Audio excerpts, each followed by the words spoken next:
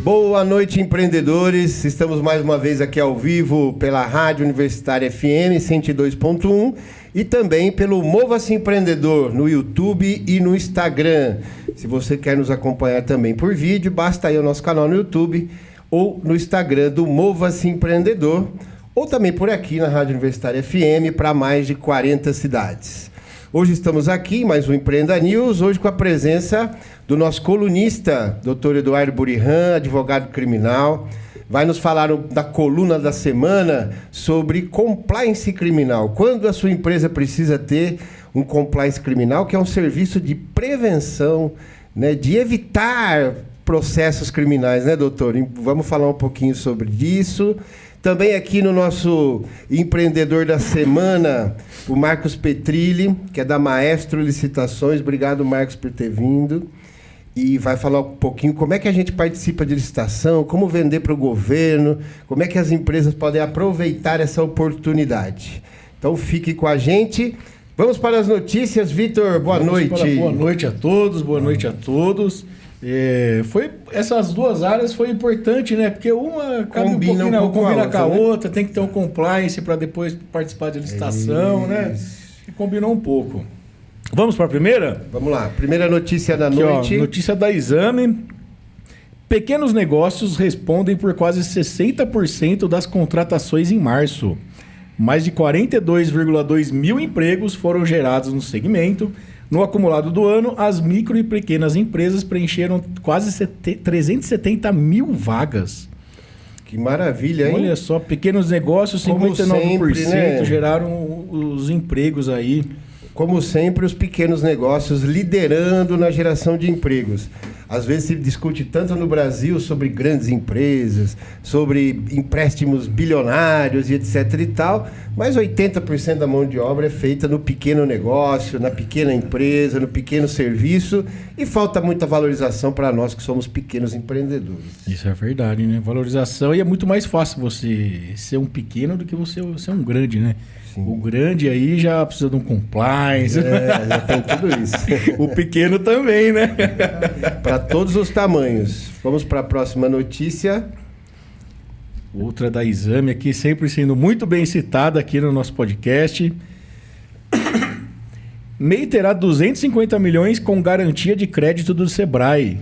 Então, você que é MEI, você pode agora conseguir um empréstimo pelo Sebrae, né? Como uma garantidora. Lógico que você não vai pegar os 250 milhões, mas eles estimam aí que mais ou menos 42 mil microempreendedores podem ser beneficiados com o recurso, né? E também teve numa nova rodada, fecharam mais 400 milhões com o Sicoob. Então o Sebrae, no caso, entra como garantidor desse empréstimo, o que faz o juro cair bastante aí para o pequeno empreendedor. É importante, né? O microempreendedor às vezes não tem tanta verba, às vezes dependendo do ramo dele, ele vai ter que fazer uma cozinha mini industrial na casa dele, né? Ele tem que ter e aí ele não tem também às vezes a garantia. Né? Então o Sebrae garantindo, o Sebrae garante, cai bastante. Né? Cai bastante. Não, é muito importante ter esse aporte para os pequenos. Para os grandes já tem bastante, né? Exatamente. Todo mundo quer apoiar o grande, né? Vamos para mais uma? Vamos lá. Também da Exame? Também da Exame. Exame, patrocina a gente aí. Número de jovens empreendedores cresce e remuneração bate recorde. O empreendedorismo é uma alternativa para 4,9 milhões de jovens, mostra a pesquisa feita pelo Sebrae a partir de dados da PNAD contínua. E com idades entre 18 e 29 anos, cresceu 25% nos últimos 12 anos e alcançando o maior faturamento da série histórica em 2024. No primeiro trimestre de 2012, eram 3.900.000 jovens, donos de negócios, e esse número saltou para 4,9 milhões até o final de 2024. E isso é uma prova que os jovens não querem mais ser muito CLT, né? Exatamente. Em 2024, o rendimento básico dos jovens empreendedores foi na média de R$ 2.567, o maior valor da série histórica. E quem é um pouquinho mais esperto tem o CLT garantido E também dá para empreender, né? Também, dá para fazer dá pra as você duas empreender coisas. por fora, faz de um tempo extra, ter uma grana extra. É muito importante fazer isso. Na próxima notícia... Vamos lá. Agora da UOL. As pequenas e médias empresas podem vender para o governo? Aí, ó, Como aproveitar licitações públicas?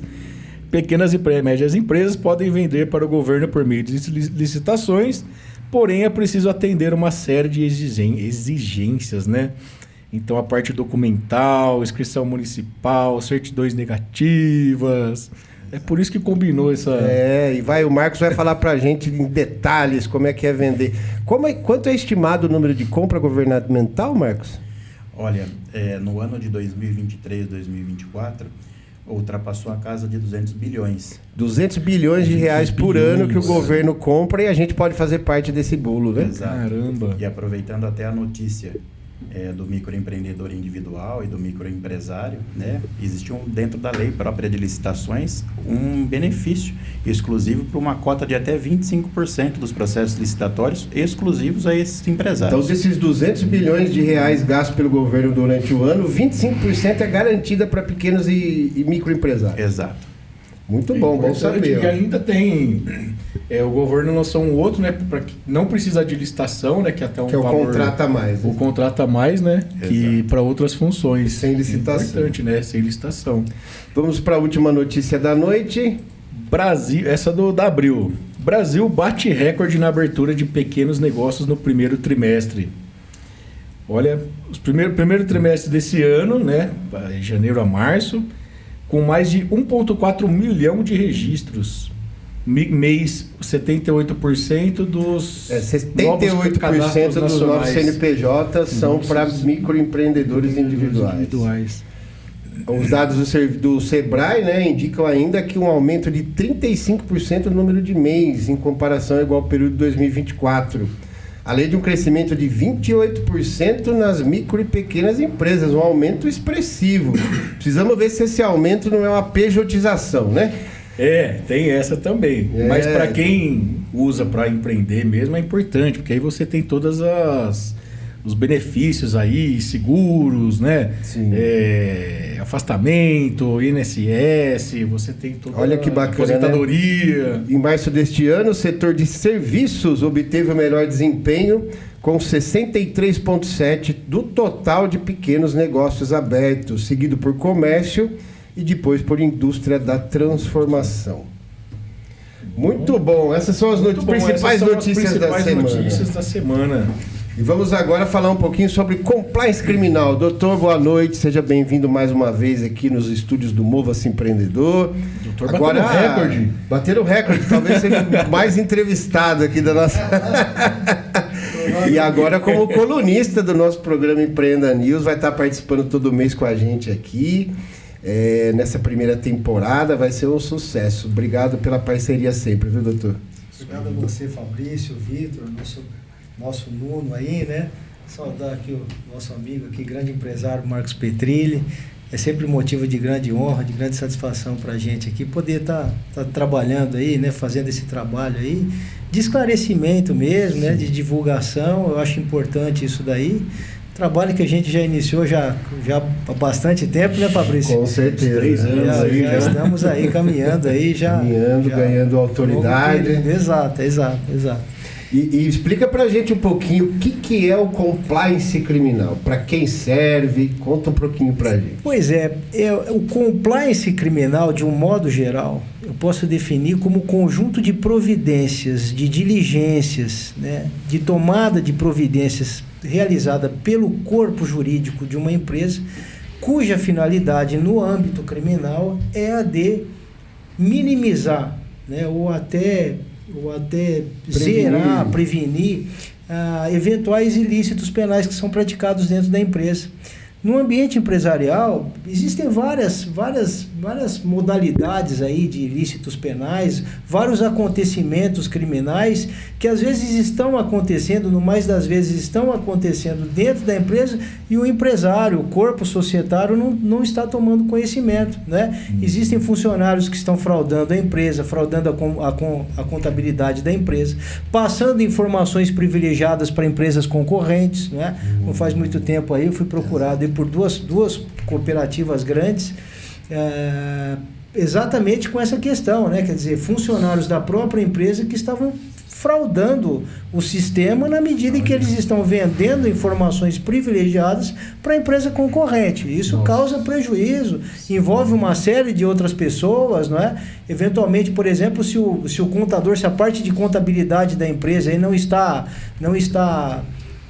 levando a sério, por assim dizer, aí, a parte contábil da empresa, eventualmente pode estar incidindo aí em práticas de ilícitos fiscais, lavagem de dinheiro, organização criminosa. Hoje, para o órgão da acusação, para o órgão do Ministério Público transformar aí, eventualmente, aí, algum deslize, por assim dizer, do empresário em crime de lavagem de dinheiro e organização criminosa, é um passo muito pequeno, né? Então nós temos que estar atentos a todas essas questões. Quem faz isso é o advogado criminal. Nas grandes cidades existem escritórios especializados, né, nessa prática. As questões, né, estão na ordem do dia. Existem varas especializadas em crime de lavagem de dinheiro, organização criminosa e sonegação fiscal, e eventualmente o empresário pode se ver aí de uma hora para outra intimado para ir prestar esclarecimento numa delegacia de polícia a respeito e nem de um sabe assunto do que está acontecendo, rigorosamente desconhece.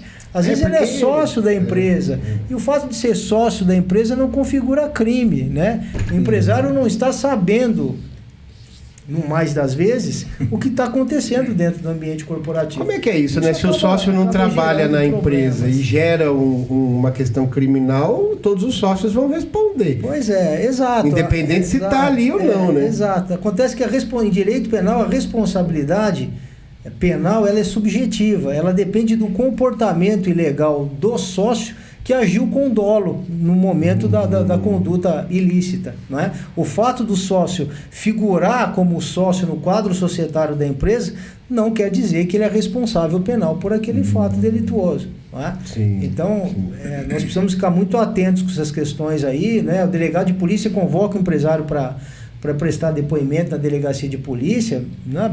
Tomem cuidado aí, porque não é para tomar um café, né? Eu sempre digo, isso daí é uma brincadeira, mas tem um fundo muito importante de verdade. Às vezes o sujeito fala, mas eu vou lá sozinho, porque, né, só quer ouvir o que eu vou dizer e tal, e aí, né, é aí que ele acaba se complicando. Né? Gerando prova. Ninguém é chamado para ir para uma delegacia para tomar café. Né? Algumas empresas contratam serviços de auditoria, serviços, né, de grandes empresas de auditoria, né, que realizam um trabalho importante, mas o trabalho dessas empresas de auditoria, elas se resumem a apresentar relatórios de informações a respeito da parte contábil da empresa.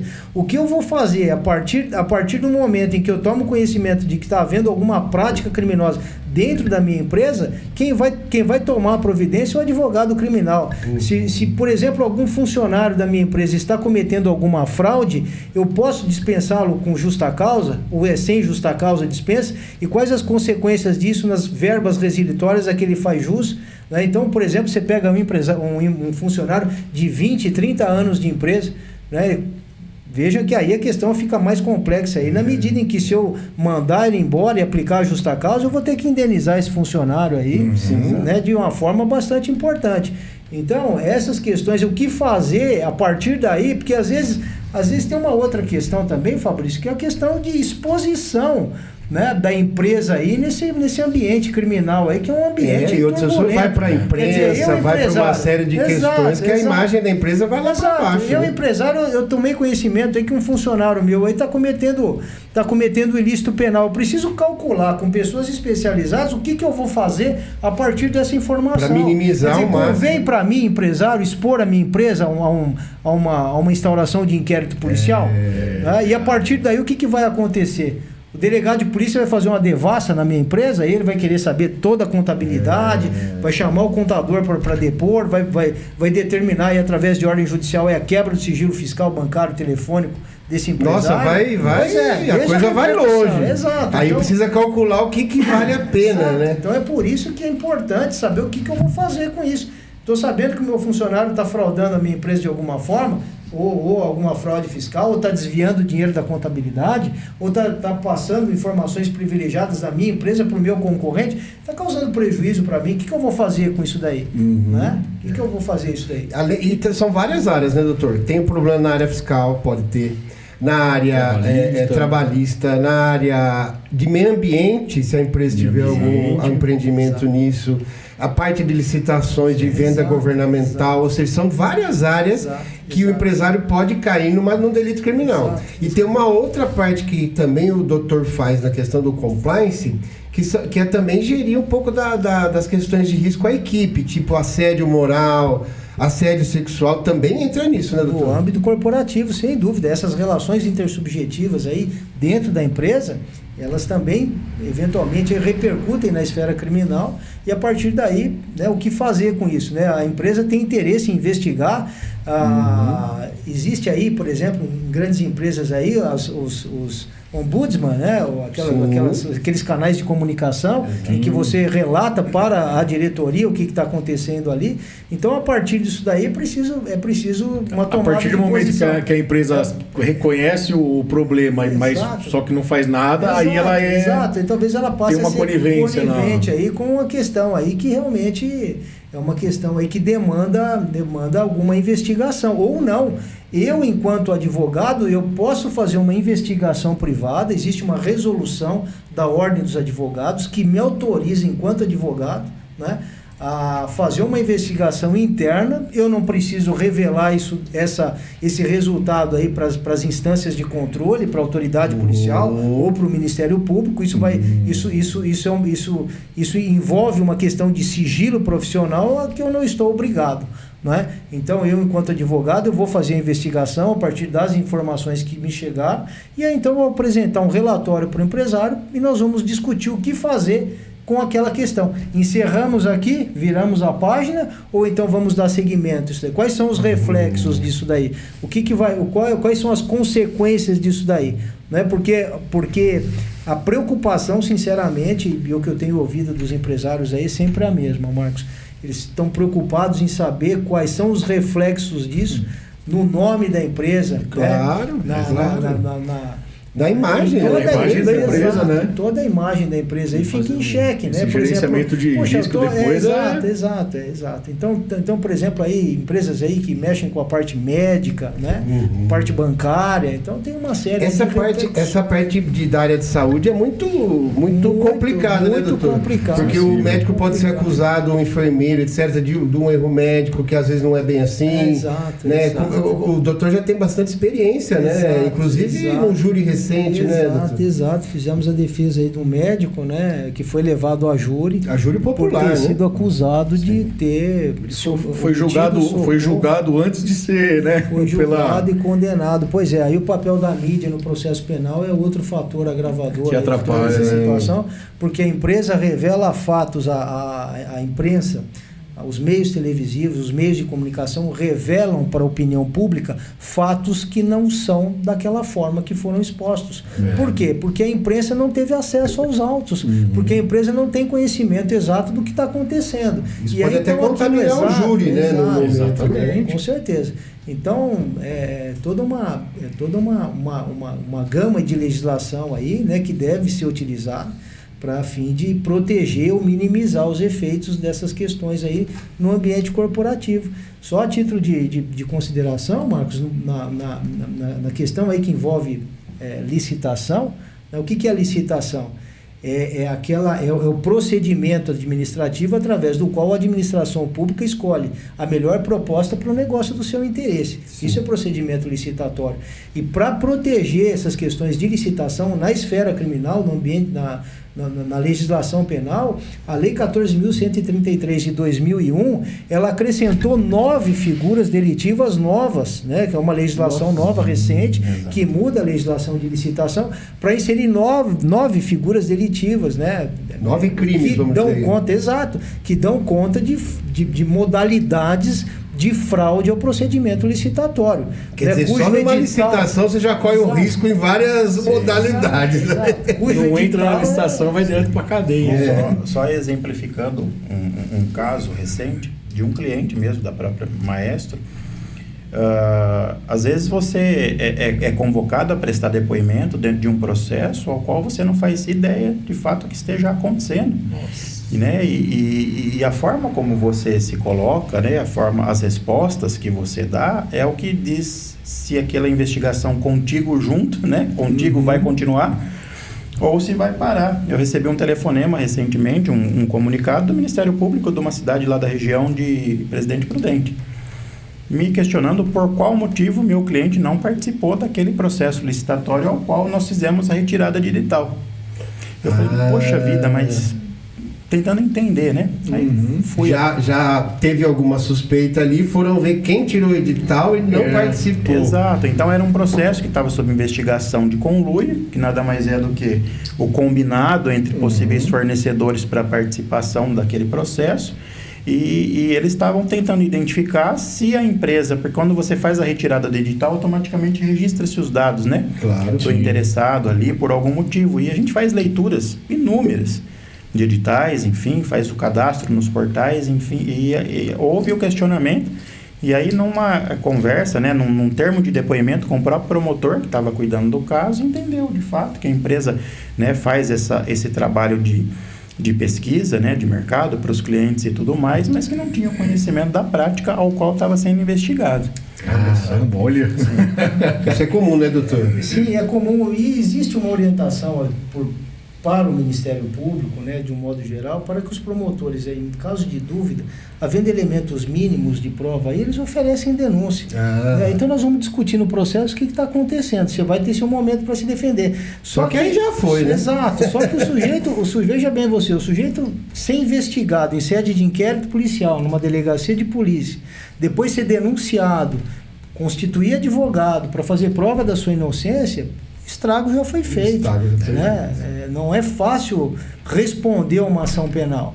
Né? Não é fácil. Cujo risco de uma condenação... Tem muitas questões, né? Tem a imagem da empresa, a imagem da pessoa, o transtorno, o custo, que é altíssimo. Exato. Na verdade, nós já estamos exercendo o direito de contraditório e ampla defesa desde a fase de inquérito policial.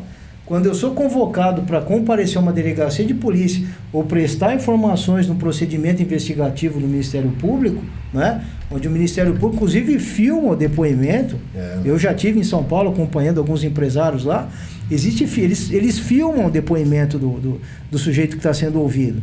Né? Quer dizer, como é que eu vou fazer prova amanhã de que aquilo lá não foi falado, não foi questionado, não foi discutido? Não posso permitir. Antes de eu prestar as informações, eu preciso saber do promotor de justiça, aqui estamos, o que estamos fazendo aqui. Aqui viemos, né? Preciso saber disso daí. Qual que é o processo? Qual que é falar. Então eu vou exercer o direito constitucional que eu tenho de permanecer em silêncio, né? Vou convocar o meu advogado e assim que eu tiver conhecimento dos fatos, eu vou me manifestar. Se eu não me manifestar nessa fase de inquérito policial, eu vou me manifestar na fase de ação penal. O que eu não posso é suportar o prejuízo de ser investigado pelas instâncias de controle, pelos órgãos da persecução penal, Ministério Público, delegados de polícia, sem ter o conhecimento mínimo, né, do que acontece de fato. E geralmente a promotoria ou a polícia, no caso, eles abrem isso ou eles tentam fazer sem falar o que é? Não, eles falam de um modo geral, sabe, Fabrício? Eles falam muito grosso modo o que está acontecendo, mas os detalhes não são fornecidos. Muito provavelmente você não vai ficar sabendo o que efetivamente acontece, qual é o curso da investigação. Entendi. Na área da Justiça Federal, então, eventualmente aí, né, os procedimentos aí são sonegados, né? Existem aí inúmeras denúncias por parte da OAB aí que estão tentando acessar nesse processo mesmo aí que que está correndo aí, os advogados do Bolsonaro aí, eles estão reclamaram no plenário do Supremo de que eles não estão tendo acesso às provas que estão sendo discutidas em juízo, né, pelas partes. Então, quer dizer, não dá para... Como é que eu vou fazer a defesa de uma pessoa, seja o Bolsonaro, seja qualquer outra pessoa, sem os elementos de informação que dão suporte tanto para a denúncia do Ministério Público quanto para o juízo de valor do membro do Judiciário, do juiz de direito, do ministro do Supremo, do ministro do STJ, das instâncias inferiores aqui, juízes de tribunais. Então, o advogado precisa ter amplo acesso a todas essas informações que devem constar do procedimento investigativo. Isso é o mínimo que o Estado pode me conferir, é o mínimo de lisura no procedimento. Né? É por isso que eu falo que, na verdade essa dialética entre Ministério Público e Defesa aí é alguma coisa tendenciosa das duas partes. Sim. Né? Se por um lado o advogado está buscando o melhor resultado para o seu cliente, e do outro lado o Ministério Público eventualmente também, né? Está tomando providências aí que não deveria. Não é? Porque o promotor de justiça também deve agir com imparcialidade, deve agir com comedimento no momento do oferecimento da denúncia, quando ele pede a quebra do sigilo bancário, fiscal e telefônico, e só dessa forma é que se autoriza, né, só com autorização judicial que dá para tomar essas medidas aí, né? Isso faz parte das regras de um jogo minimamente honesto. Sim. Né? E, doutor, como é que funciona, para a gente finalizar aqui a coluna, como é que funciona o compliance na prática? A empresa vai contratar o escritório Burihan Advogados? E também juntando, qualquer empresa pode ser acometida a algum tipo de crime ou tem que ser a partir de tantos funcionários, ou uma MEI já pode... Qualquer empresa. Uma MEI já pode... Qualquer empresa, as pequenas empresas... As pequenas também tem que ficar esperto. O que nós fazemos?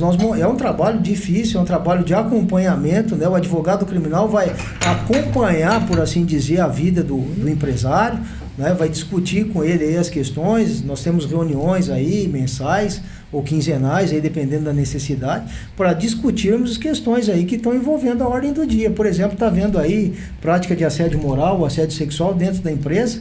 Eu preciso empresário, sócio, eu vou ter que tomar uma providência para resolver essa questão. O meu contador está me dando notícia aí de que eventualmente aí algum dinheiro aí que não está sendo contabilizado, está sendo objeto de investigação. O empresário não sabe, mas o COAF, as unidades de inteligência financeira estão acompanhando, estão monitorando, porque hoje não é mais possível, né, ninguém fazer nenhuma movimentação bancária sem o conhecimento dessas instâncias.